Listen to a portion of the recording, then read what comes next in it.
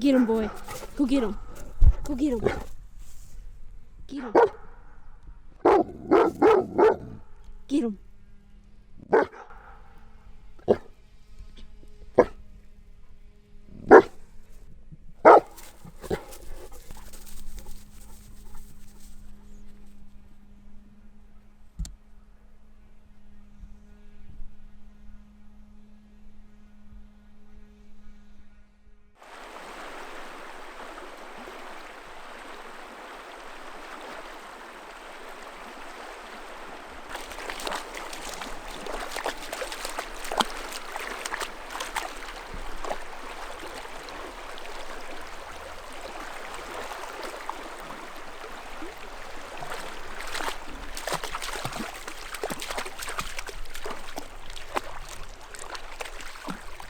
Welcome back to Sawyer.Farm. I'm Jacob.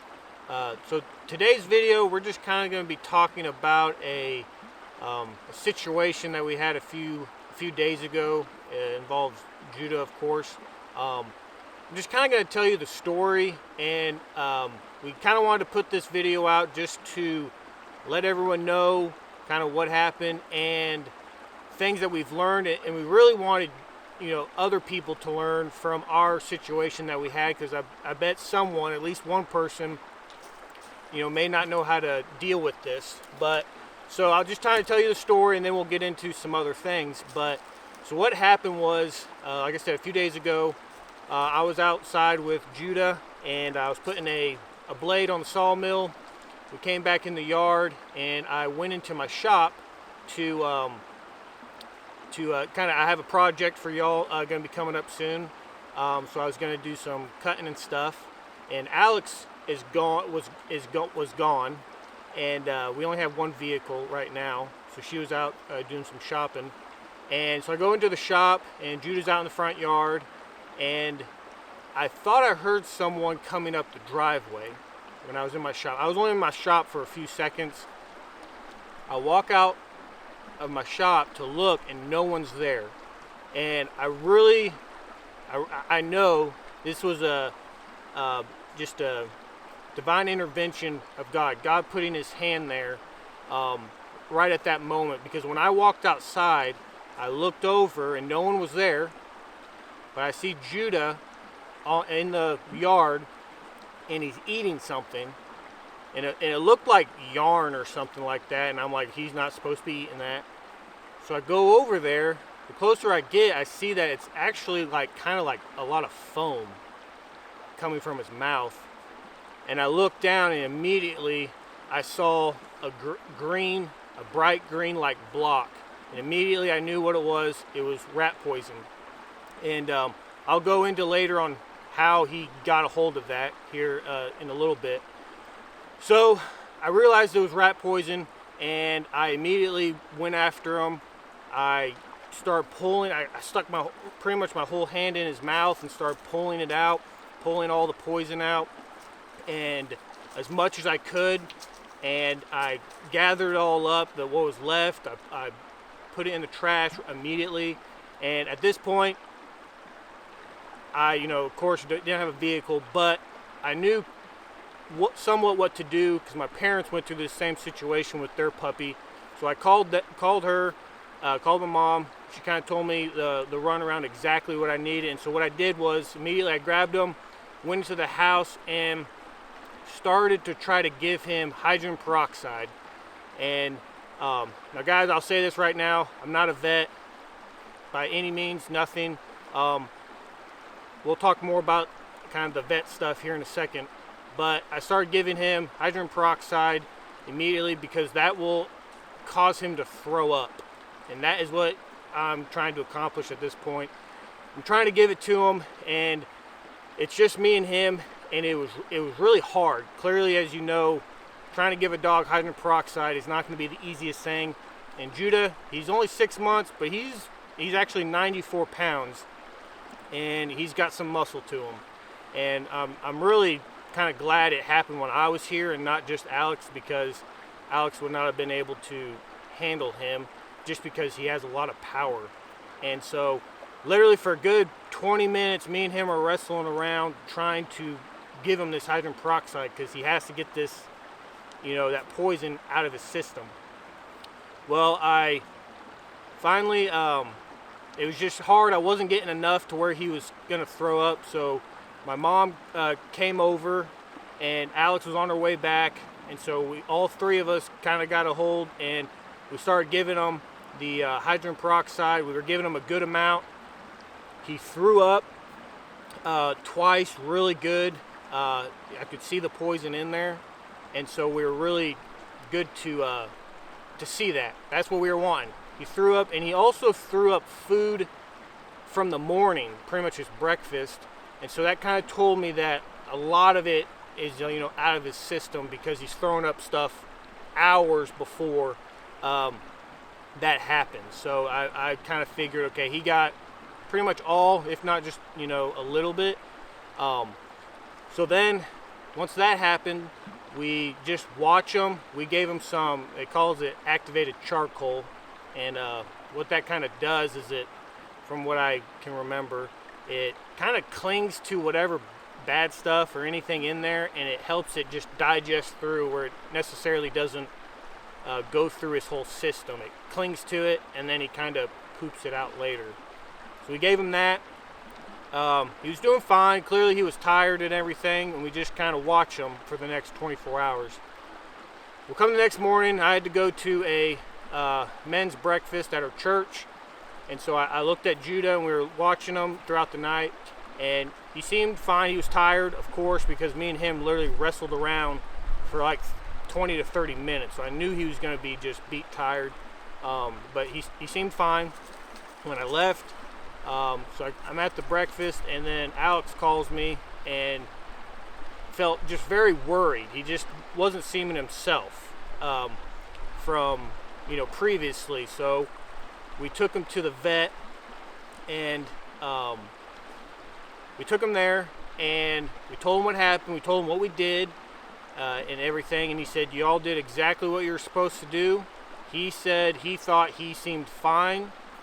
He gave us some other stuff to give him just as a precautionary thing, and right now he's doing perfectly fine. You can see him. We're out here at the creek, just kind of walking around, letting him get used to the creek and the water, and so he's doing perfectly fine now, and we're just very thankful, and we're very thankful to God that he helped us in this situation, because I know that's what it was.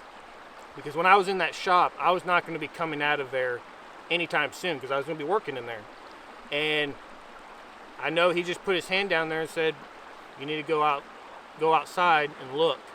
And when I did, that's because if I was 30 seconds later, I would have never really saw him eating that.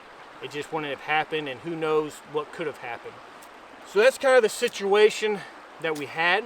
Now I want to go into some things on what we're going to be doing differently, things that we kind of want y'all to think about, and things to probably have on hand if this ever comes up for y'all.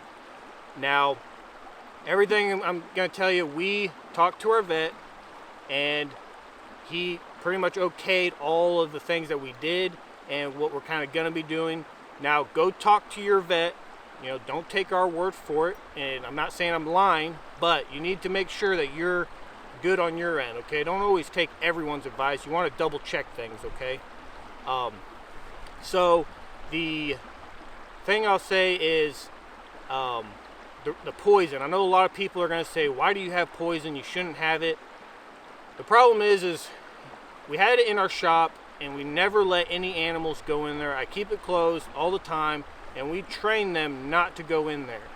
Now, we've never had an issue like this ever.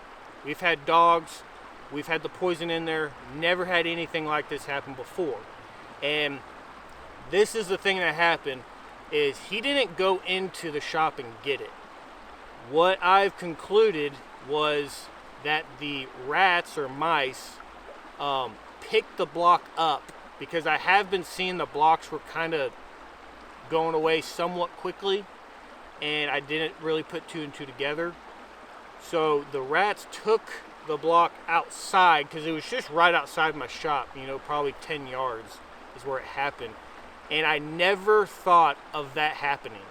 It never crossed my mind that a mouse or a rat would pick that whole block up and take it outside. I didn't account for that, and that's just, something I didn't think of. So that's how he got a hold of it. It wasn't that we let him in there or we weren't cognizant of the situation. I'm very, very cognizant of this because I try to prevent this. But that's the reason. And a lot of people may say, "Hey, get some cats and stuff." We've had cats before. Trust me, we've had them because when you live on a farm, you're always going to have mice and rat problems. They just didn't work out. They for us. I'm not saying, I know a lot of people, and I've grew up with barn cats and stuff. They do a really good job. But we just didn't have a good situation on our farm. They weren't doing what they were supposed to. It was just another animal to feed. And honestly, me and Alex, we just don't really like cats. We're just not cat people. So the cats just didn't work out. But we have to do something to, control the problem. We're not going to get rid of them, but something to control it. And that's one of the things that we did. So we wanted to put kind of a little, I guess you could call it a little emergency kit together for y'all. If y'all ever encounter this type of situation, something that you can do at the house, kind of like what we did, and if this occasion occurs. Now, a lot of people may say, I don't have poison on my property, I won't need this. You could say that, but you never, and this is the thing I've learned, you never know what's going to happen. You really don't. You may not have it on your property, but say you take your dog somewhere to someone else's property, they may have some. And I think this is just something you need to know how to do, and something you probably should have on hand if you want to keep it in your car, if for that situation you don't have it, but maybe other people do.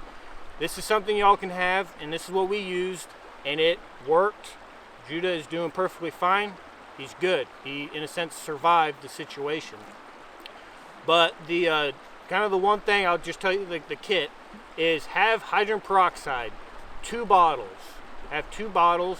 They're cheap. They're like $1, for a decent sized bottle at Walmart. Have 2 bottles. And the reason I say 2 bottles is the dogs aren't going to want to take it. It's going to be a fight.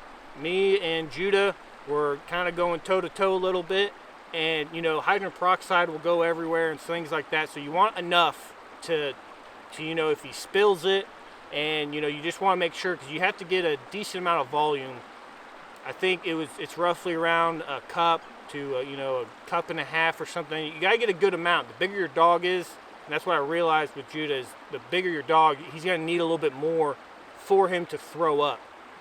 And he should throw up, if you get a good amount in it, he should be throwing up within seconds to, a minute. He should be throwing up. That's how you know you've gotten enough in him. If he's not throwing up like he wasn't when I was giving it to him, I wasn't giving him enough. He needs a good amount at once. So have 2 bottles of hydrogen peroxide on hand, and make it to where it's kind of dedicated for that area, so you're not using it, so I have 2 full bottles. So that's kind of like the first thing to have. That's your immediate. The second thing, once he throws up and everything, and you think you got most of it out, another thing to give him is, they call it like activated charcoal. We're going to leave a lot of this stuff that we used and was given by the vet. We looked them up on Amazon, so we can kind of just give you some links if you want to have this little kit just to have for emergencies. So we'll leave everything in the description on what we have. But activated charcoal, there's different kinds, but that's a thing to use because you put that in their food and they eat it, and like I said before, it kind of attaches itself to the poison, to where he can digest it and it doesn't hurt him if there's anything left.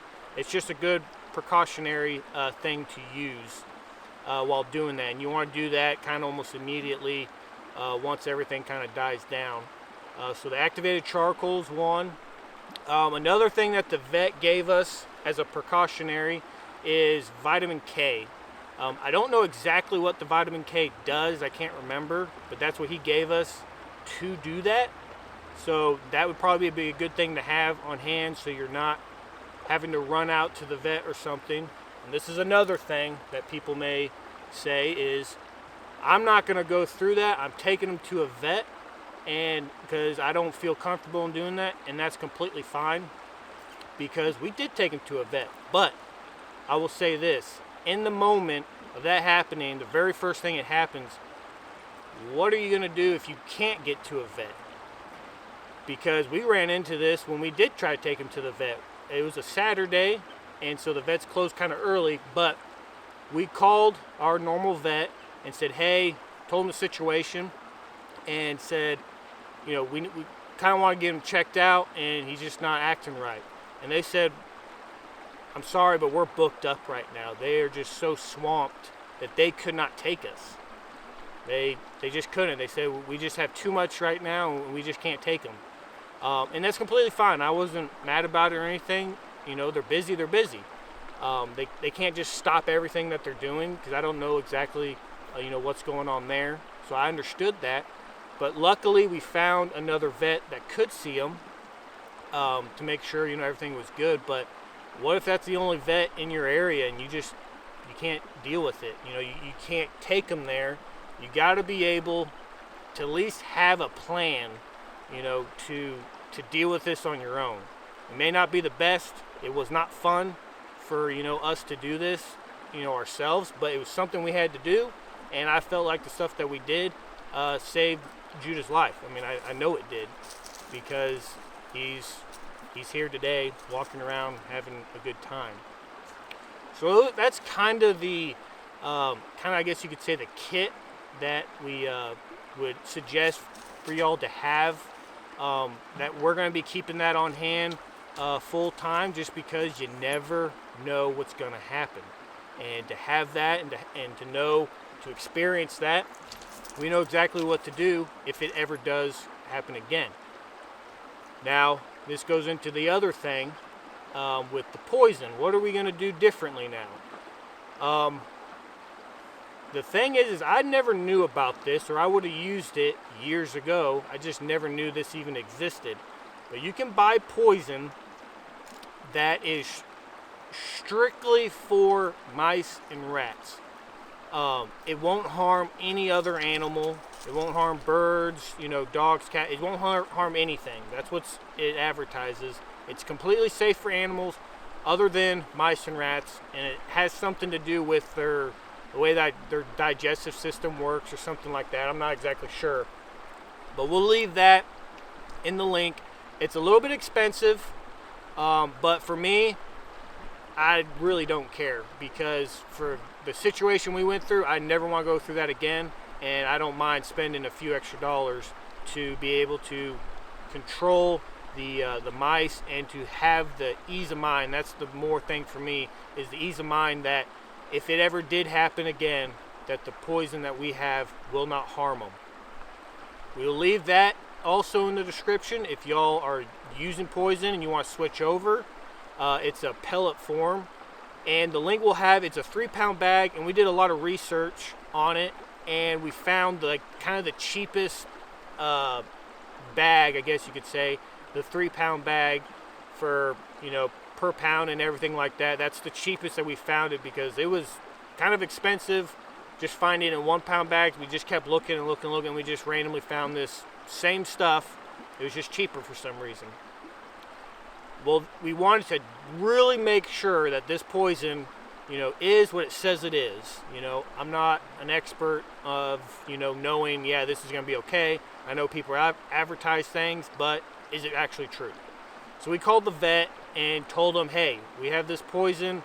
These are the ingredients. It, you know, it advertises that it's completely good for dogs and everything. We read him off the ingredients, and he says that all those ingredients are safe for dogs. You're not going to have an issue with that poison.